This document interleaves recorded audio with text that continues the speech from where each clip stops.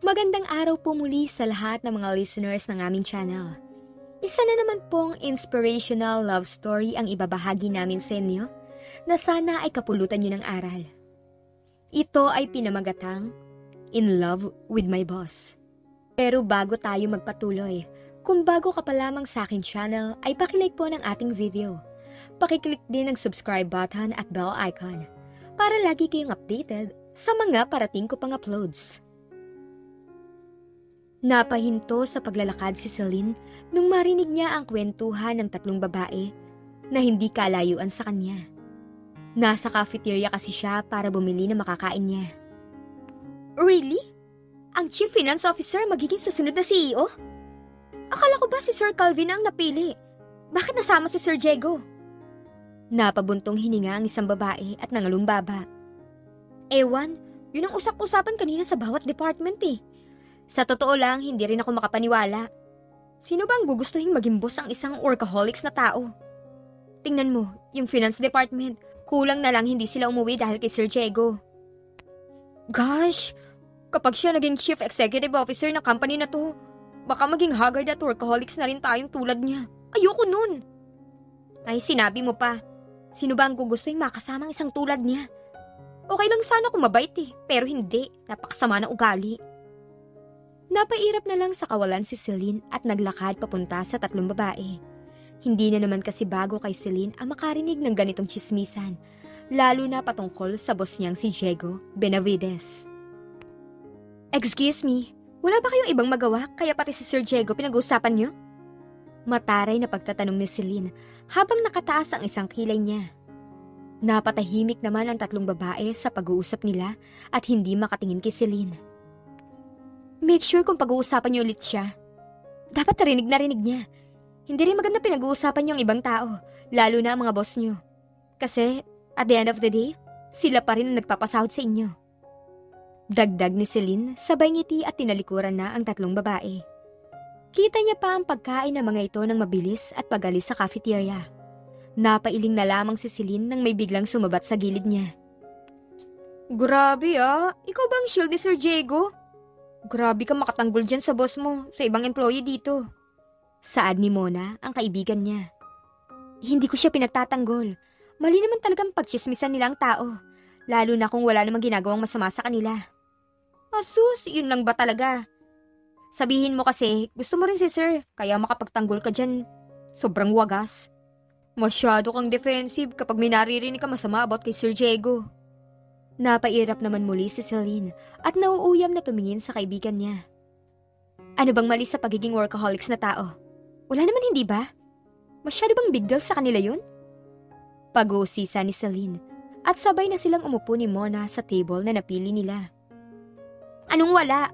Uy be, sa finance department kasi ikaw lang talaga nakakatiis sa ugali ni Sir Diego. Sekretary ka pa niya ha? Kaya walang natagal na sekretary sa kanya. Alam mo bakit? Masyadong istriktong tao. Perpekto tapos seryoso pa. At ang pinakapangit, yung pagiging workaholics niya. Pati nasasakupan niya nadadamay. Sa tingin mo, hindi ba masama yun? Pagtaas ng kilay na paliwanag ni Mona.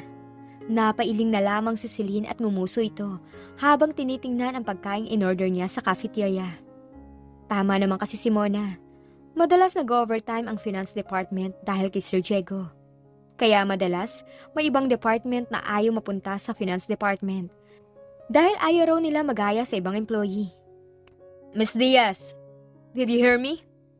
Napabalik sa ulirat si Celine nung magsalita ang boss niyang si Diego. Nakakunot ang noo ni Diego habang seryosong nakatingin ito kay Celine. Sa dami ko nang nasabi dito, I hope marami ka nang na-take down note, Miss Diaz. Alam mong ayokong inuulit ang sinasabi ko. Sambit ni Diego. Yes po sir, naisulat ko na po lahat. Sagot ni Celine at ilang segundo lang siyang tiningnan ni Diego, pero para kay Celine, yung tibok ng puso niya, hindi niya mapigilan. Okay, good. Kunin mo na ang report sa bawat team, dahil ipapasa ko na to sa CEO. Ayusin mo na rin pala ang presentation natin mamaya para sa board meeting. You need to make sure na polish na ang lahat, para hindi na ako mahirapan mag-present sa harap ng board member. Noted po sir. Napakagat sa ibabang labi si Celine, habang sinusuri niya ang bawat paggalaw ni Diego. Inayos pa ni Diego ang eyeglasses at sumandal sa swivel chair. At ngayon nga ay tinitingnan ni Celine. Grabe, ang gwapo niya talaga. Kahit saang anggulo, wala ka mapipintas. Sino bang tao ang mauumay kapag ganito kagwapong boss mo? Sambit ni Celine sa kanyang sarili habang pinagpapantasyahan si Diego. Anyway, what time ang board meeting ko mamaya with board members and CEO?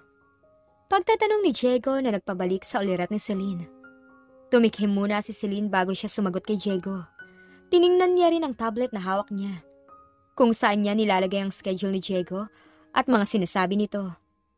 Mamaya pong 1 p.m. ang board meeting, sagot ni Celine. Ayos na ba lahat ang ipepresent ko? Alam mong ayoko na pumapalpak sa bawat gagawin ko. Naayos mo na ba yung binigay ko? Yes po sir, naayos ko na pong lahat at ipepresent niyo na lang po siya. Tugon muli ni Celine at napatango-tango ng ulo si Diego. Pwede ka na bumalik sa cubicle mo. I'll just call you on the intercom if I need you. Okay po, sir. Sagot ni Celine at tumango siya kay Diego at nagpaalam na siya sa kanyang boss na lalabas na siya. Pagkalabas niya sa opisina ni Diego, hindi niya maiwasang mapangiti. Nasilayan na naman niya kasi ang taong gusto niya. Kahit gusto niyang magtatalon sa tuwa, hindi niya magawa dahil ayaw naman niyang mahalata siya ng mga kasama niya. May matagal na kasi siyang pagtingin kay Diego, subalit alam naman niyang wala siyang pag-asa dahil langit si Diego at lupa siya. Kaya malabo pa sa plastic labong magustuhan siya nito. Pero kahit ganun, hindi pa rin nawawala ang paghanga niya dito. Lalo na sa tuwing magkasama sila. Grabe yung ngiti mo abot tayo nga na naman. Baka mamaya mahalata ka na ni Sir Diego na may gusto ka sa kanya. Hoy, tigil-tigilan mo yung mga kaharutan mo. Kung ayaw mo agad mawala ng trabaho.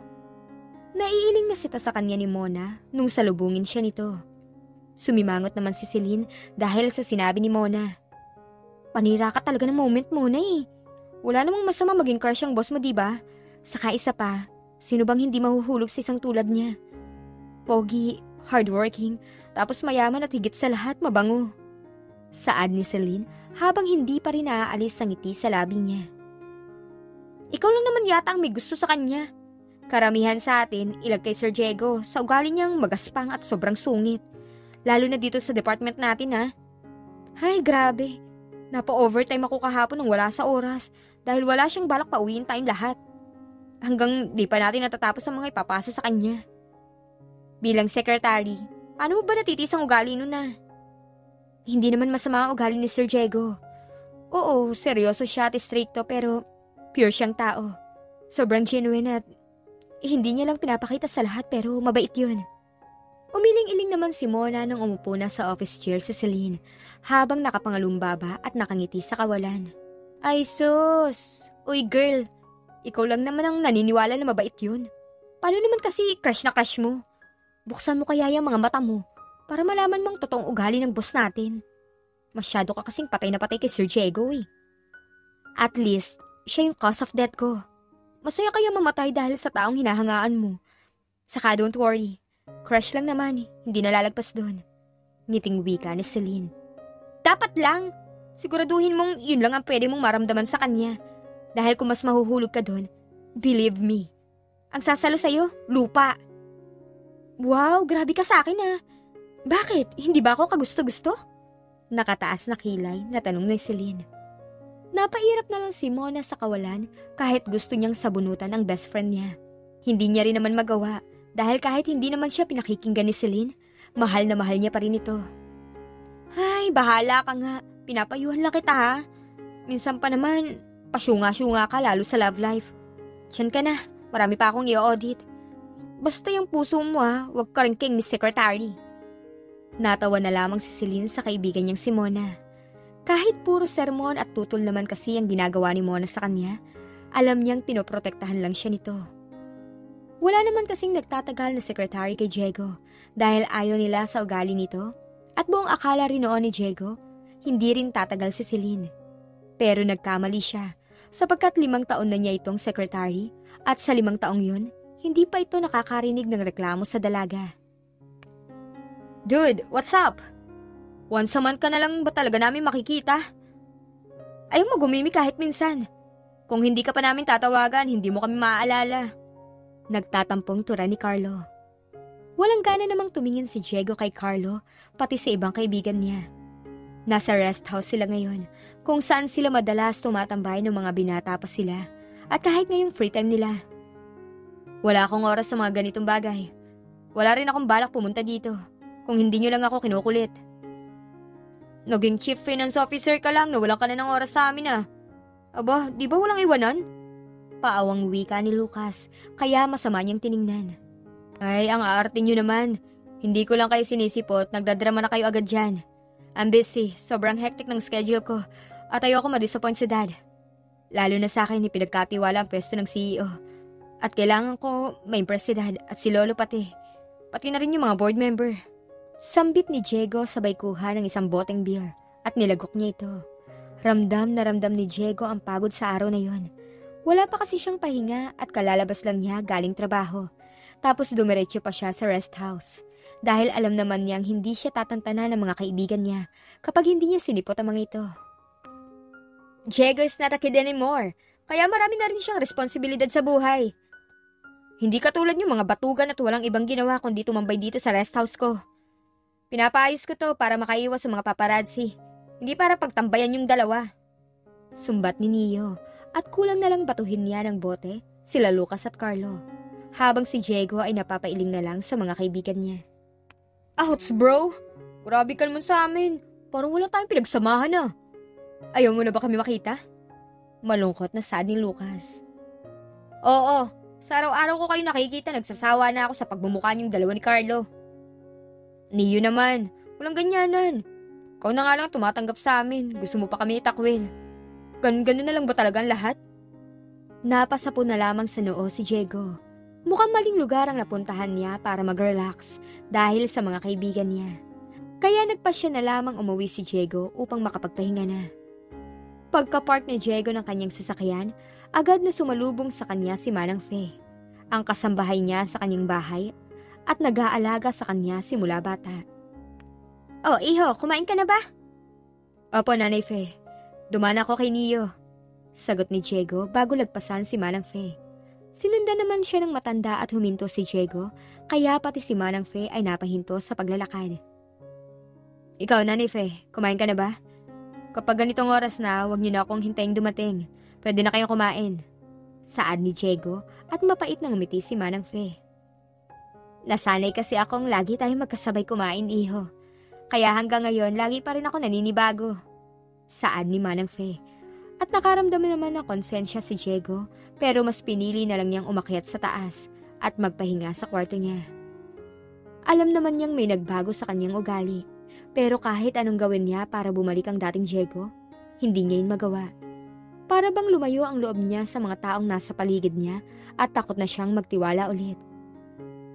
Maagang pumasok si Diego sa opisina. Karamihan sa mga employee sa finance department ay wala pa. Pero nagulat siya nung pagpasok niya sa opisina niya, nandun na si Celine at nag-uumpisa ng maglinis sa opisina niya. Good morning po, Sir Diego. Bati ni Celine sa kanya habang nakangiti. Salubong ang kilay ni Diego habang nakatingin kay Celine. Bakit ikaw ang gumagawa ng trabahong ito? Mayroon naman tayong tagalinis ng bawat opisina sa kumpanyang to. Saad ni Diego. Sa 5 taon kasing pagtatrabaho ni Celine sa kanya bilang secretary, ngayon niya lang kasi nakita na naglilinis si Celine sa opisina niya. Ngumiti sa kanya si Celine at binaba muna ang basahang hawak niya, tapos tinabi ang tambo at dustpan. Mas maganda kasi sir na ako na lang pang maglinis, para hindi magkamali po ang maglilinis sa opisina niyo. Alam ko rin pong magagalit kayo kapag hindi maayos yung paglilinis, kaya ako na lang po ang gumagawa. Sagot ni Celine. Napatingin na lamang si Diego sa sekretary niya. Kinuha ni Celine ang briefcase na hawak niya, pati sinabit naman ang hinubad niyang formal suit. Gusto niyo po ba ng black coffee, sir? Pagtatanong ni Celine sa kanya. Yeah. Sagot ni Diego at umupo na sa swivel chair niya. Habang abala si Celine sa ginagawa niya, pasimpleng tinitingnan ni Diego ang sekretary niya. Pero agad siyang napaiwas ng tingin nung dumako ang mata ni Celine sa kanya. May kailangan po ba kayo, sir? Pagtatanong ni Celine. Napaayos ang upo si Diego at tumikhim bago magsalita. Nothing. Pwede ka na lumabas pagkatapos mo dyan. Utos ni Diego. Okay po, sir. Sagot ni Celine. Lumabas na nga si Celine sa opisina ni Diego. Pagkasarado niya ng pinto nito, hindi niya mapigilang mapangiti. Sapat na kasi sa kanya ang laging nasisilayan ng boss, kahit laging seryoso ito at hindi marunong umiti. Napalundag si Celine sa kinatatayuan niya nung biglang magsalita si Mona. Yang ngitian na naman natin abot na naman hanggang tainga. Sita sa kanya ni Mona at napairap naman si Celine. Sa pagkakaalam ko, walang masamang umiti. Masyado mong nilalagyan ng mali siyang bawat galaw ko. Nakasimangot na sambit ni Celine. Tinaas ni Mona ang dalawa niyang kamay sa ere na parabang nasuko na sa kaibigan. Okay, fine. Ito naman hindi mabiro. By the way, may meeting ba mamaya? Pagtatanong ni Mona. Napataas naman ang kilay ni Celine at tiningnan ng kaibigan. Ano bang araw ngayon? Wednesday, sagot ni Mona. Di meron. Alam mo namang every Wednesday may pa-meeting si Sir Diego. Napakamot sa batok si Mona sabay nguso na parabang ayaw na ayaw niyang pumunta sa meeting. Ay, ano ba yan? Siguradong manener mo na naman yun. Reklamo ni Mona. Natawa naman si Celine sabay tapik sa balikat ni Mona. Kaya nga ayusin mo na yung mga ire-report mo para mamaya, para hindi ka pagalitan. Ikaw din. Paalala ni Celine bago iwan ang kaibigan. Napailing na lamang si Celine nung padabog na naglakad si Mona papunta sa cubicle nito. Isa kasi sa kinatatakutan ng finance department ang makaharap lagi si Diego. Madalas kasing may mga nakikitang mali o palpak si Diego, kaya madaling uminit ang ulo nito. What's this? Ganito ba kayo mag-report? Paulit-ulit na lang tayo, pero hindi kayo natututo. Galit na sambit ni Diego sabay tapo ng mga portfolio na may lamang financial report para sa kumpanya. Gusto niyong ipakita ko to kay Dad? Sa CEO na ganito? Nandito kayo para tulungan niyo ako sa trabaho, hindi para dagdagan ang trabaho ko. Dagdag ni Diego at padabog itong umalis sa meeting room. Walang nagawa si Celine kundi sundan ang boss niya. Kahit kinakabahan siya, mas pinili niya itong sundan dahil baka may ipapagawa sa kanya ito, lalo na kapag mainit ang ulo nito. Bago pumasok si Celine sa opisina ni Diego, pumunta muna ito sa pantry para kumuha ng cold water para kay Diego. Yung kasi ang nakasanayan ni Celine. Sa tuwing nakikita niyang mainit ang ulo ni Diego, lagi itong umiinom ng cold water. 3 beses kumatok si Celine sa pintuan ng opisina ni Diego bago niya ito buksan. What? May kailangan ka ba? Galit na tanong ni Diego at napalunok naman si Celine. Sir, water po. Saad ni Celine pero isang matalim na mata ang sumalubong sa kanya. Sino ba nagsabi sa'yo kuhanan mo ako ng tubig? Labas! Iritabling wika ni Diego. Pero kasi po... What? Get out! Yun ang gawin mo! Napakagat sa ibabang labi si Celine at pilit nang ngiti na lamang ang tinugod niya kay Diego bago isara ang pinto. Kita pa ni Celine ang pag-irap ni Mona. Tingnan mo, ang sama ng ugali. Kaya kung siya ang magiging CEO ng kumpanyang to, naku, siguradong tegok tayo. Sa kapustahan tayo, may overtime tayo mamaya. May panggigigil na sambit ni Mona habang kumakain ng pansit palabok. Lunchtime kasi at nasa cafeteria sila ngayon, pero si Mona hanggang ngayon hindi pa rin makaget over. Habang si Celine tahimik lang na pinagmamasdan ang pagkain niya. Ngayon lang kasi nagalit sa kanya si Diego, kaya parang nanghihina ang buong katawan niya at kanina pa rin siya hindi tinatawag ni Diego, simula nung pinaalis siya nito. Oh, anong ine-emot-emot mo dyan? Wala. Tamad na sagot ni Celine at ngumuwi lamang si Mona dahil hindi siya kumbinsido sa sagot ni Celine. Anong wala? Wag ako be. Yung pagpapalabas sa'yo ni Sir Diego ano? Asus, ganun naman talaga ang ugali nun. Di ka pa nasanay na masama yung crush mo. Diyos ko, ano kasing meron kang mata at hindi mo makita ang ugali ni Sir Diego? Hindi na lamang nagsalita si Celine at tinapos na lang niya ang pagkain niya. Buong maghapon ring hindi siya inutusan ni Diego, kaya hindi niya tuloy alam ang gagawin niya ngayon kung magpapaalam ba siya o hindi sa boss niya. Natatakot kasi siyang magalit itong muli kung papasok siya sa opisina nito para magpaalam na mag-out na siya. Pero pikit mata siyang kumatok sa tapat ng opisina ni Diego. Come in! Pagkarinig ni Celine ang boses ni Diego, huminga muna siya ng malalim bago pumasok. Sir, saad ni Celine nung makapasok siya sa opisina ni Diego. Abala ang binata at hindi na nagbigay ng panahon upang tingnan si Celine. Sir, magpapaalam na po sana ako. Saad ni Celine na agad nakaagaw ng atensyon ni Diego. What did he say? Sa lubong na kilay na tanong ni Diego. Nakurot ni Celine ang sarili niya upang maiwasang mangatog ang kanyang tuhod. Magpapaalam ka na? Opo sir. Nauutal na tura ni Celine na mas lalong nagpakunot ng noo ni Diego. And why? Hindi agad nakasagot si Celine. Napaisip kasi siya na baka kailangan niya rin mag-overtime, kagaya ni Sir Diego, dahil siya ang sekretary nito. Pero bigla siyang naguluhan nung magsalita ulit si Diego. Are you leaving this company? Are you going to resign? Po? Naguguluhang sagot ni Celine. Sabi mo magpapaalam ka na. So, do you plan to resign? Hindi po sir. Sagot agad ni Celine. Wala naman kasi siyang planong mag-resign dahil wala naman siyang malilipatan na trabaho. At higit sa lahat, ayaw niya umalis sa kumpanya dahil ayaw niyang malayo kay Diego. Kung hindi pala, ano yung sinasabi mo kanina na magpapaalam ka na? Pag-uusisa ni Diego. Yun po ba? Magpapaalam na kasi po ako dahil 9:00 na po ng gabi. Kanina ko pa po kasi kayo hinihintay lumabas. Kanina pa po kasi nakauwi yung iba. And malayo pa po kasi yung uwian ko. Baka po mawalan ako ng masasakyan pa uwi kapag mamaya pa po ako uwi. Pero kung hindi pa po pwede, okay lang po. Saad ni Celine. Agad napatingin si Diego sa orasan niya at 9:30 na nga ng gabi. Bakit hindi ka pa umuwi? You don't need to wait for me. Magkaiba naman tayo ng uwian. Seryosong saad ni Diego. Napatango-tango naman si Celine. Baka kasi po may kailangan pa po kayo, kaya hindi pa po ako nauwi. Saka, hindi po nyo kasi ako pinapatawag maghapon kaya nagdadalawang isip po ako kung magpapaalam na o hindi pa. At baka kasi po kapag pumunta po ulit ako dito, magalit kayo. Diretsyong sambit ni Celine na nagpatigalgal kay Diego.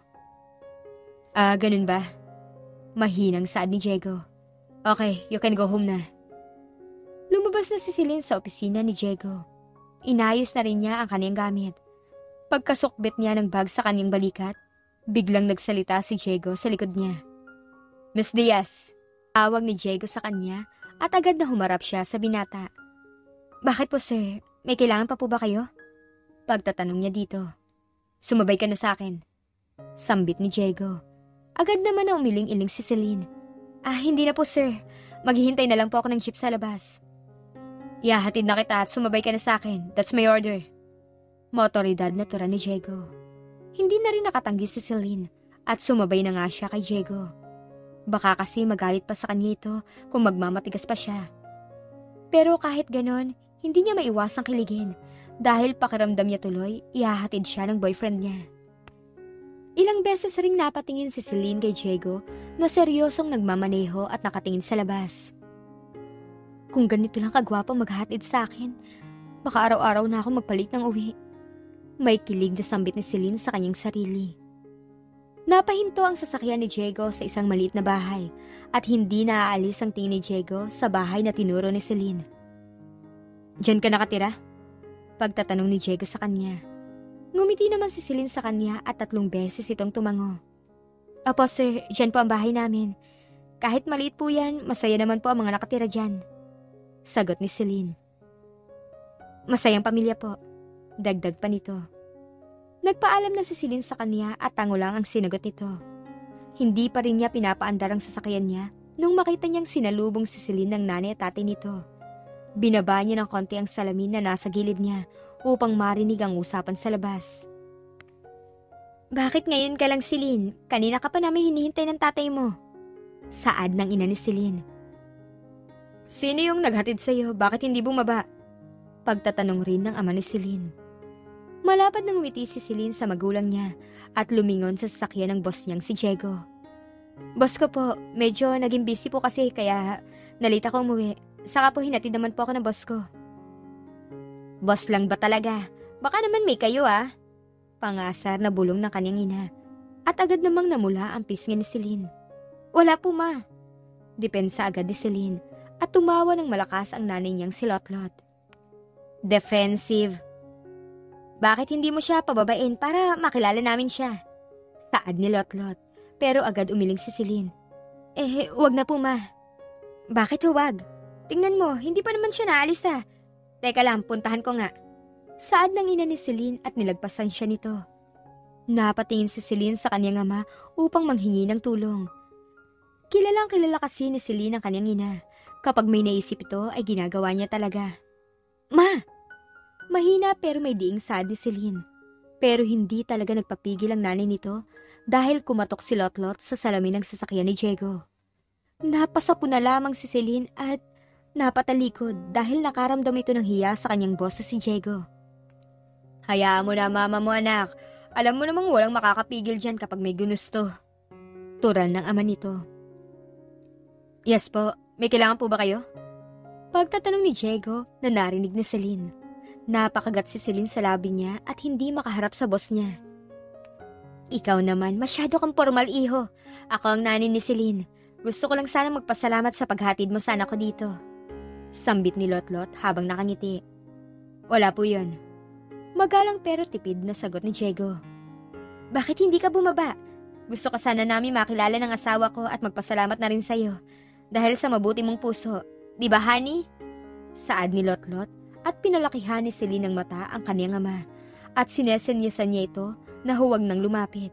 Pero hindi rin nakinig sa kanya ang ama nito dahil nilagpasan din siya nito. Magandang gabi, iho. Ako nga pala si Roman, ang ama ni Celine.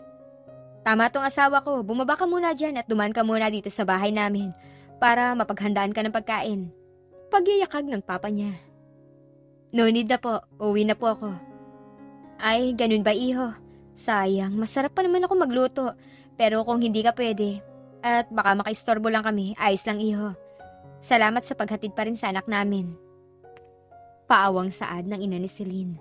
Napaikot na lamang ang mata ni Celine sa naririnig niya. Alam na alam kasi ni Celine ang galawan ng kanyang ina kapag gusto nito makuha ang gusto niya. Yun ang mangonsensya ng tao. Napagdesisyonan na ni Celine humarap upang mapigilan na niya ang kanyang magulang. Ngunit bigla na lang niyang narinig ang pagbukas ng sasakyan ni Diego. Napatingin si Celine sa sasakyan ni Diego at nakita na nga niyang bumababa na ito ng sasakyan. Pero kung ayos lang po talaga sa inyo na dito ako kumain, okay lang po sa akin. May ngiting sagot ni Diego na mas lalong nagpagulat kay Celine. Ito kasi yung unang pagkakataon na makita niya ang ngiti ng boss niya. Sa 5 taon niyang pagtatrabaho dito, seryoso at galit na reaksyon lang ang lagi niyang nakikita dito. Hindi na nga napigilan ni Celine ang kanyang magulang. Nasa hulihan siya habang ang kanyang ina ay kulang na lang kalad ka rin si Diego habang pinapapasok sa loob ng bahay. Nako iho, kapag natikman mo itong luto ng misis ko, baka araw-arawin mo na ang pagdalaw dito sa bahay namin. Pambobola ng ama ni Celine sa asawa niya. Hindi naman, baka hindi masarapan tong si Diego sa luto ko dahil sa mga sinasabi mo. Napabuntong hininga si Celine nung lumapit ang ama nito sa kanyang ina at kulang na lang magyakapan ang kanyang magulang at sa harapan pa nila ng kanyang boss magharutan ang kanyang mga magulang. Honey, anong hindi? Sigurado ako masasarapan si Diego. Alam mo bakit? At bakit? Tinatanong pa ba yon dahil ang luto mo sa karinderya ang dahilan?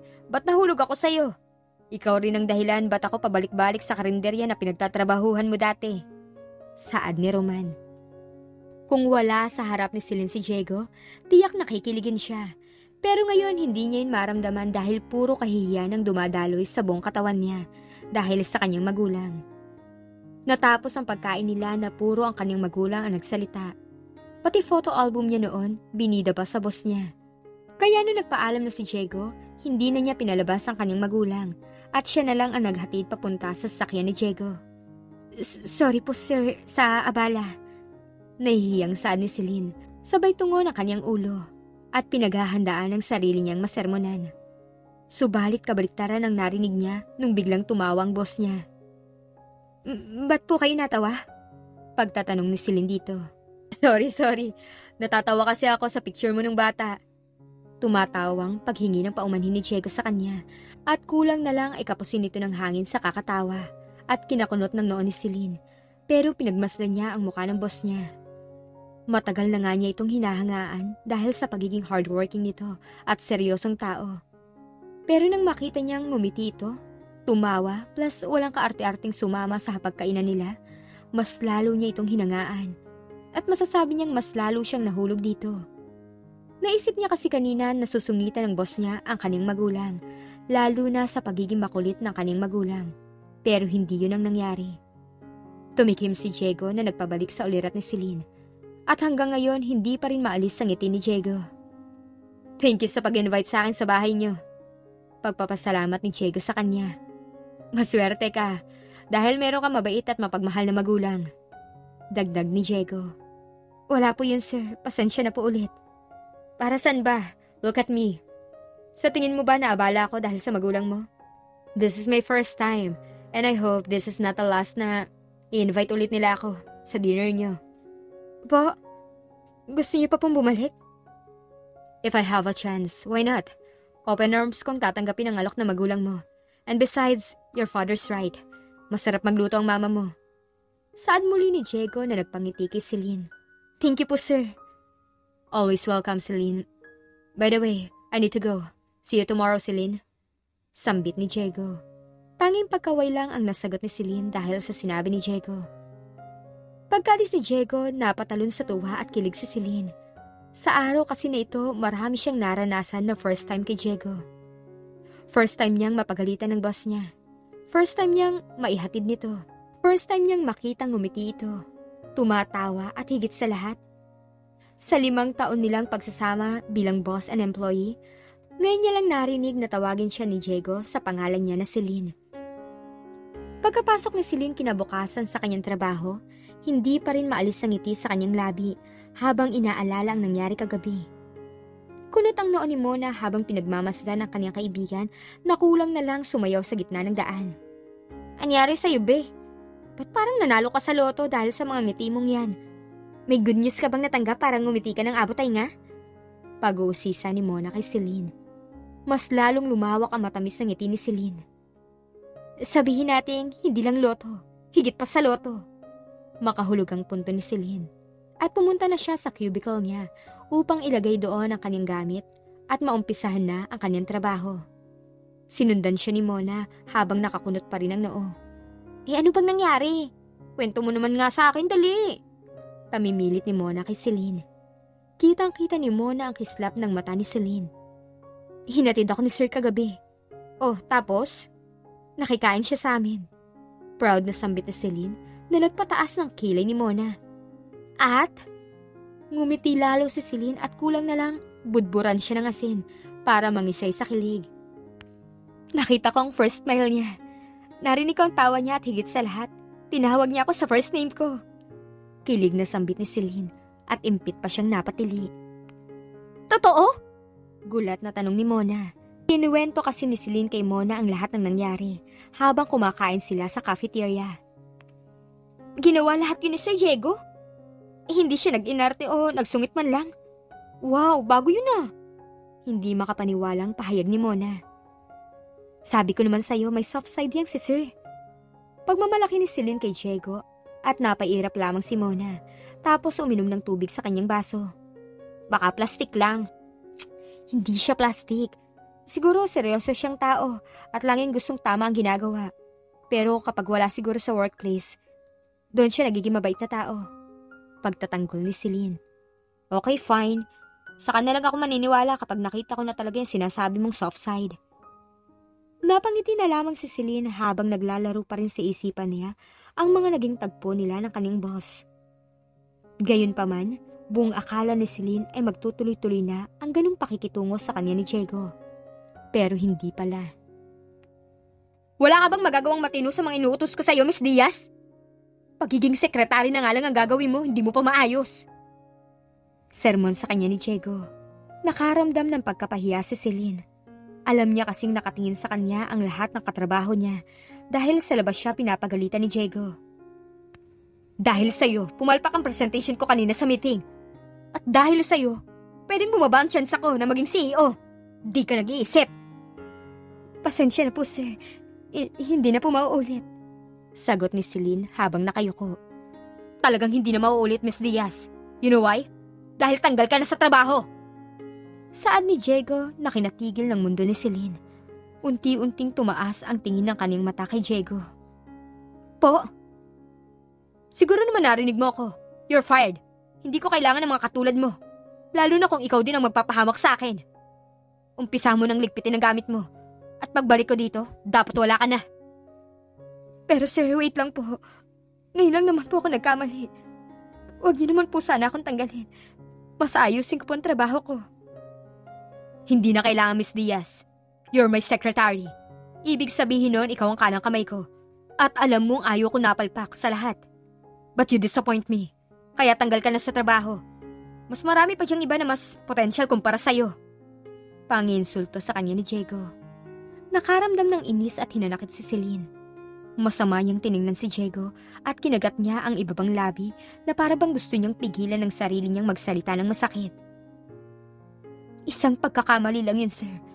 Pero kung insultuhin niyo po ako, parang lagi ako nagkakamali sa inyo. 5.5 years niyo po ako naging sekretary, pero ngayon lang po ako pumalpak. Masyado naman po kayong perpektong tao. Bawal po bang magkamali ang tao na nasa paligid niyo? Kayo po ba? Buong buhay niyo po ba hindi kayo nagkamali? Bakit ganyan po kayo manghusga ng tao? Sa tingin niyo po ba ako lang ang mamali sa pangyayaring to? Mahabang pahayag ni Celine, habang sunod-sunod na pumapatak ang luha niya. Seryoso lang na nakatingin sa kanya si Diego, pero hindi siya nagpatinag. Hindi po ba? Kayo tong laging mainit ang ulo. Hindi kayo makausap ng maayos dahil lagi kayong galit at hindi namamansin ng tao. Kaya sa tingin niyo po, paano maaayos ng mga nasasakupan niyo ang trabaho nila kung lagi niyo inuuna ang init ng ulo niyo? Sa tingin niyo po ba dito sa finance department, may gustong katrabaho ka? Wala po, sir.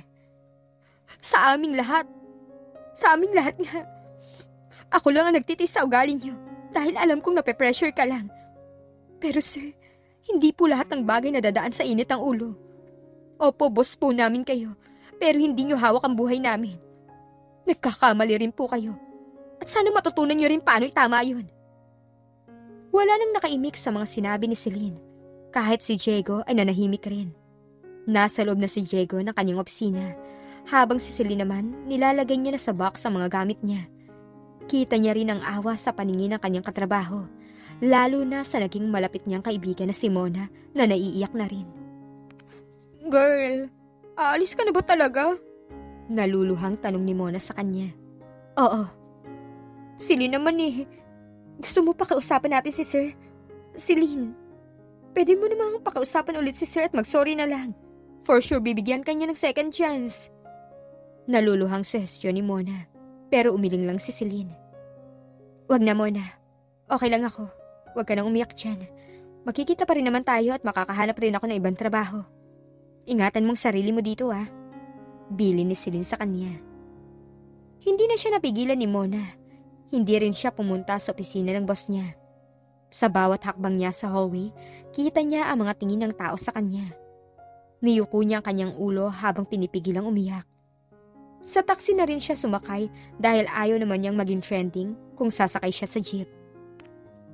Ineng, may problema ka ba? Trabaho o love life? Pagtatanong sa kanya ng taxi driver. Natawa si Celine dahil parang parehas niyang problema yon. Nawalan siya ng trabaho at parang winasak ng taong mahal niya ang puso niya. Alam mo ba, Ineng, bakit nakakaramdam tayo ng sakit? Dahil buhay tayo. Saad ng driver at hindi alam ni Celine kung matatawa ba siya o maiinis sa driver. Biro lang, hindi ko alam kung anong dinadala mo dyan sa puso mo. Pero isa lang sigurado ako. Lahat ng hinanakit natin sa puso natin, humuhupa din yan. Basta bigyan mo lang ng perfect timing ang lahat. Ilang linggong nagpakalugmok si Celine sa kanyang kwarto. Wala ring humpay ang pagtigil ng luha niya kahit anong pigil niya. Lahat na naman ginawa niya pero lagi siyang bumabalik sa pagiging malungkot at naaalala ang kanyang boss. Celine, anak, lumabas ka na dyan, kakain na tayo. Pagtawag sa kanya ng kanyang ina at agad siyang nagtalokbong ng kumot. Hindi po ako nagugutom. Humihikbing sagot ni Celine. Ayaw mo bang matikman ang luto ng mama mo, Celine? Sige ka, kapag hindi ka lumabas dyan, ako na ang kakain ng ginataang alimasag. Ubusan kita. Aray naman, honey. Hindi sa'yo yon. Kay Celine ang niluto ko. May kalabasa doon. Yun ang kainin mo para luminaw yung mata mo. Grabe ka naman sa akin, mahal. Parang hindi mo ako asawa. Kung ayaw ni Celine, edi akin na lang para hindi mapanis. Anong iyo na lang? Huwag kang sugapa! Napasapo na lamang si Celine habang nakahiga sa kwarto niya. Sa ilang linggo niya kasing pananatili sa kanila, araw-araw na niyang naririnig ang bangayan ng kanyang magulang, pati lambingan ng mga ito. Buti naman lumalabas-labas ka na anak. Ilang linggo na kami nag-aalala sa'yo ng ama mo. Saad ng ina niya habang nasa hapagkainan sila. Ano ba kasi ang nangyari, Celine? Sumbong mo sa akin at yari sila sa akin. Aba, bawal awayin ng baby girl namin ni Lotlot. Hindi ba, Han? Natawa na lamang si Celine habang napapailing sa kanyang magulang. Napagdesisyonan na rin kasi ni Celine na bumangon muli at huwag na magpakalugmok ng sobra. Hindi niya kasi maayos ang sarili niya kung mas pipiliin niyang magmukmok na lamang sa kwarto niya. Naghanap na nga muli si Celine ng trabaho pero napahinto siya sa paglalakad pauwi sa kanila nung makita niya ang sasakyan ng dati niyang boss na si Diego. Kumunot ang noon nito lalo nung bumaba si Diego sa sasakyan. Miss Diaz, pagtawag sa kanya ni Diego pero hindi niya to pinansin at dire-diretso siyang naglakad. Miss Diaz, please. Muling saad ni Diego pero hindi niya pa rin ito binigyan ng pansin hanggang sa hawakan ni Diego ang braso niya kaya napatigil siya sa paglalakad. Can we talk, please? Huwag mo naman ako pahirapan at iwasan.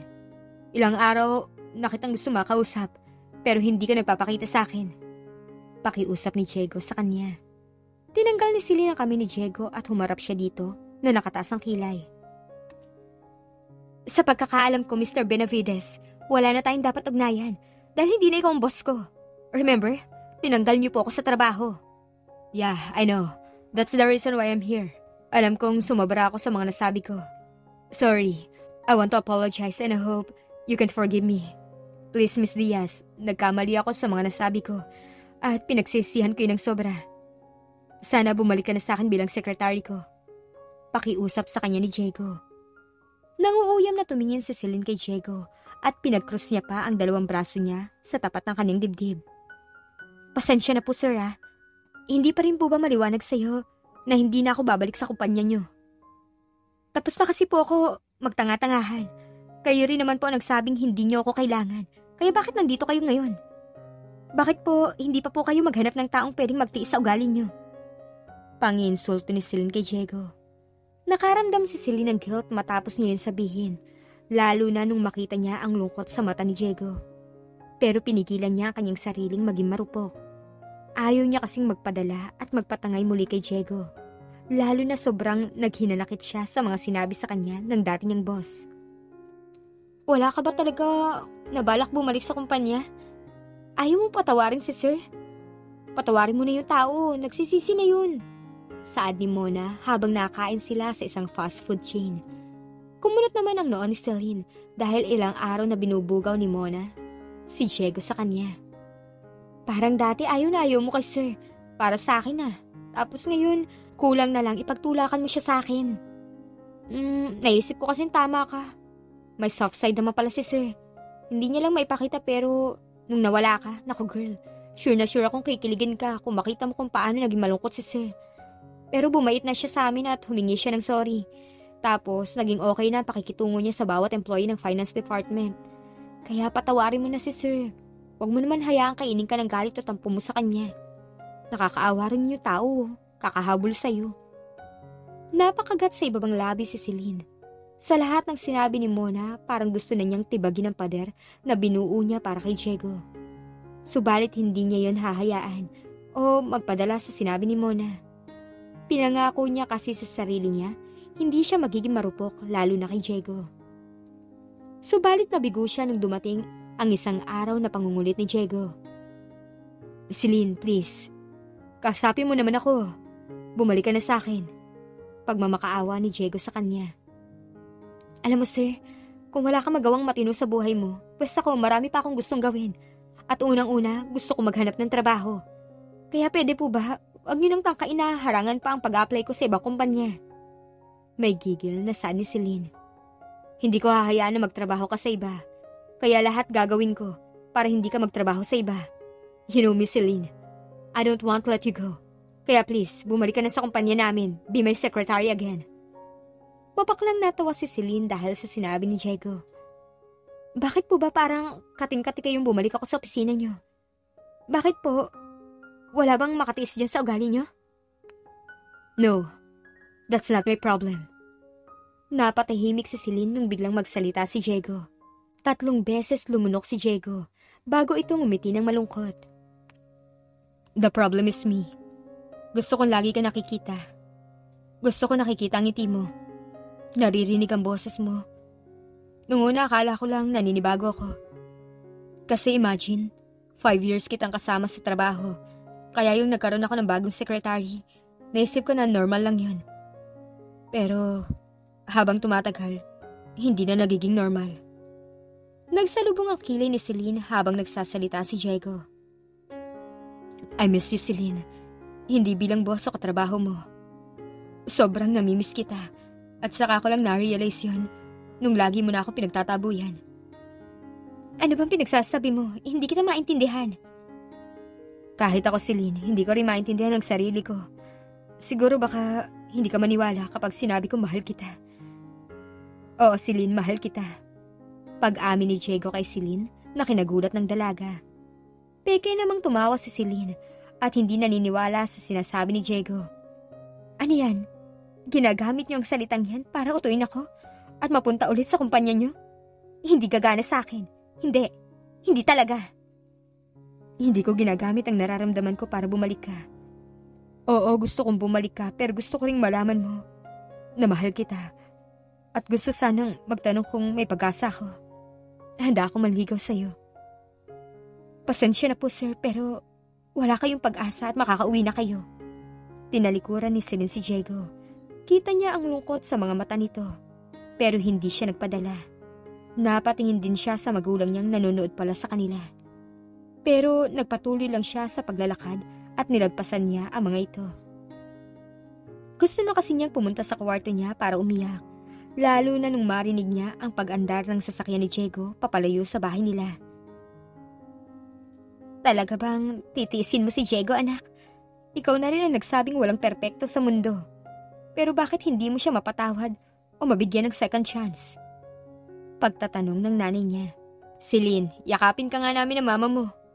Saad naman ang ama niya at umupo si Roman sa higaan ni Celine para yakapin ang kaisa-isahan niyang anak. Alam mo ba, anak, ang lalaki kapag gusto talaga nilang makuha ang gusto nila o ayaw nilang mawala ito, ibig sabihin, sobrang mahalaga ka sa nila. Kaya sigurado akong sobrang mahalaga ka kay Diego. Kaya nga hindi ako nagagalit sa kanya kapag napunta siya dito para suyuin ka. Sa totoo lang, naaawa ako sa batang yun. Sambit ni Roman na kinanguso ni Celine. Ba't siya ba kinakampihan niyo? Ako ang anak niyo at sinaktan niya ako. Bumuntong hininga si Lotlot at nginitian ang anak. Anak, hindi namin kinakampihan ang boss mo. Ang gusto lang namin ng ama mo, huwag mong pagdamutan ng kapatawaran si Diego.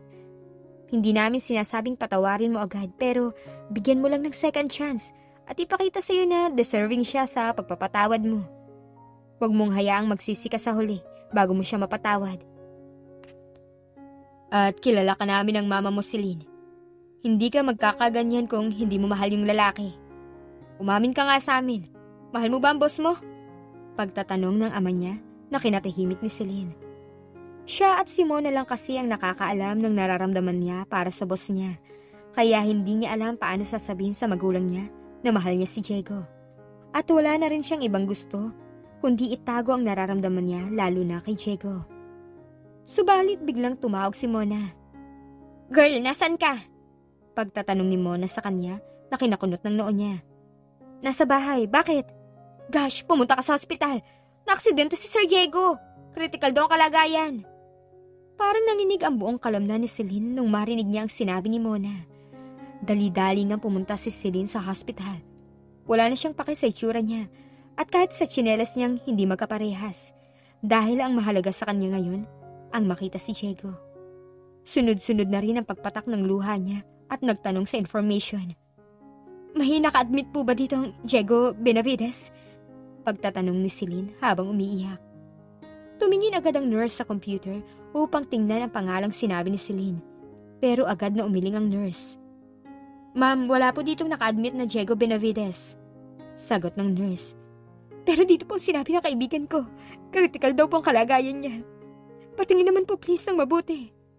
Pagmamakaawa ni Celine. Nakailang minuto na sa pagtitingin ng nurse, subalit iisa lang ang sagot ng nurse. Wala po talaga ma'am, baka maling hospital pang sinabi ng kaibigan nyo. Napailing-iling si Celine habang mas lalong pumapatak ang luha sa kanyang mga mata at pilit niyang kinukulit ang nurse. Subalit napahinto siya sa pangungulit nung marinig niya ang iisang boses sa kanyang likuran. Celine. Pagtawag sa kanya ni Diego.